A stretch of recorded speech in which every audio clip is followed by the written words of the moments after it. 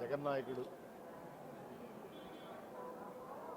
శ్రీమన్నారాయణుడు మరి ఎన్నిసార్లు వారిని దర్శించుకున్న అనుభూతి వేరు, ఆనందం వేరు. ముఖ్యంగా ఈ రోజున మళ్ళీ మొన్న వైకుంఠ ఏకాదశి తర్వాత రావడం జరిగింది, కొన్ని దర్శనాలు జరిగింది. ముఖ్యంగా ఈ రాష్ట్రం అన్ని రంగాలుగా బాగుండాలి, మళ్ళీ జగన్ గారు ముఖ్యమంత్రి రావాలని మనస్ఫూర్తిగా కోరుకుంటూ ప్రజలందరూ కూడా బాగుండాలి, సంతోషాలతో. ముఖ్యంగా మా భీములు నియోజకవర్గ ప్రజలు అందరూ కూడా సంతోషంగా ఉండాలి, మళ్ళీ ప్రభుత్వం రావాలని మనస్ఫూర్తి కోరుకుంటూ సెలవు తీసుకుంటాం. ఓకే. అమలాపురం అసెంబ్లీ నియోజకవర్గానికి అభ్యర్థిగా నన్ను ప్రకటించిన తర్వాత కలియుగ దైవమైనటువంటి శ్రీ వెంకటేశ్వర స్వామి దర్శనానికి తిరుమల కుటుంబ సమేతంగా రావడం జరిగింది. స్వామివారిని దర్శించుకోవడం జరిగింది. వచ్చే ఎన్నికల్లో మళ్ళీ జగన్మోహన్ రెడ్డి గారు ముఖ్యమంత్రి కావాలని కోరుకోవడం జరిగింది. ఈ రాష్ట్రంలో ప్రతి కుటుంబానికి సంక్షేమం ఇస్తున్నటువంటి ముఖ్యమంత్రి వైఎస్ జగన్మోహన్ రెడ్డి గారు దాదాపు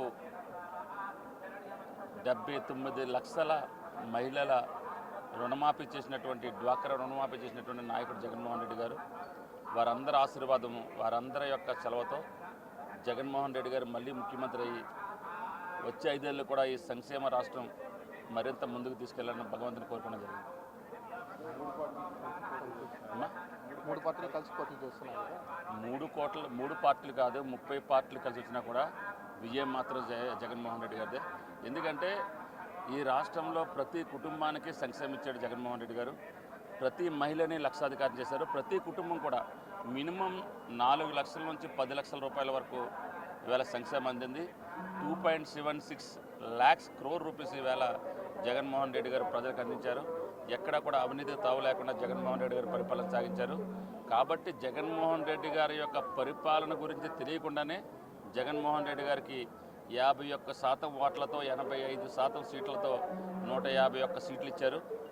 జగన్మోహన్ రెడ్డి గారి పరిపాలన చూసిన తర్వాత తప్పనిసరిగా ప్రజలందరూ కూడా, ఈ రాష్ట్ర ప్రజలందరూ కూడా ముక్త కంఠంతో జగన్మోహన్ రెడ్డి గారు మళ్ళీ ముఖ్యమంత్రి కావాలి, ఈ సంక్షేమం మరింత ముందుకు తీసుకెళ్లాలని కోరుకుంటున్నారు.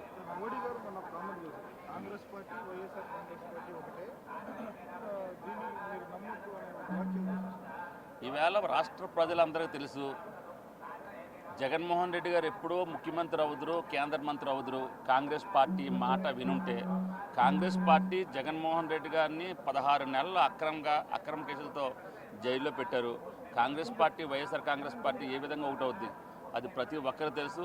చిన్న పిల్లోడిని అడిగినా కూడా కాంగ్రెస్ వ్యతిరేక పార్టీ జగన్మోహన్ రెడ్డి గారి పార్టీ అని ప్రతి ఒక్కరు తెలుసు. కాబట్టి ఆ వాక్యాలు మేము పట్టించుకోవాలి.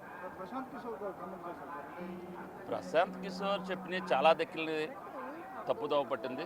ప్రశాంత్ కిషోర్ ఏమి నిజం చెప్తాడని ఏం లేదు. ప్రశాంత్ కిషోర్ అతని అభిప్రాయం అతనిది. ఈవేళ రాష్ట్ర ప్రజల్లో తిరుగుతున్న వ్యక్తిగా, రాష్ట్రంలో తిరుగుతున్న వ్యక్తిగా, రాష్ట్ర మంత్రిగా తప్పనిసరిగా ఈ ప్రభుత్వం మళ్ళీ ముఖ్యమంత్రిగా జగన్మోహన్ రెడ్డి గారు రావడం ఖాయం. మళ్ళీ ఈ ప్రభుత్వం 2024లో అత్యధిక మెజార్టీతో జగన్మోహన్ రెడ్డి గారు ముఖ్యమంత్రి కావడం తథ్యం.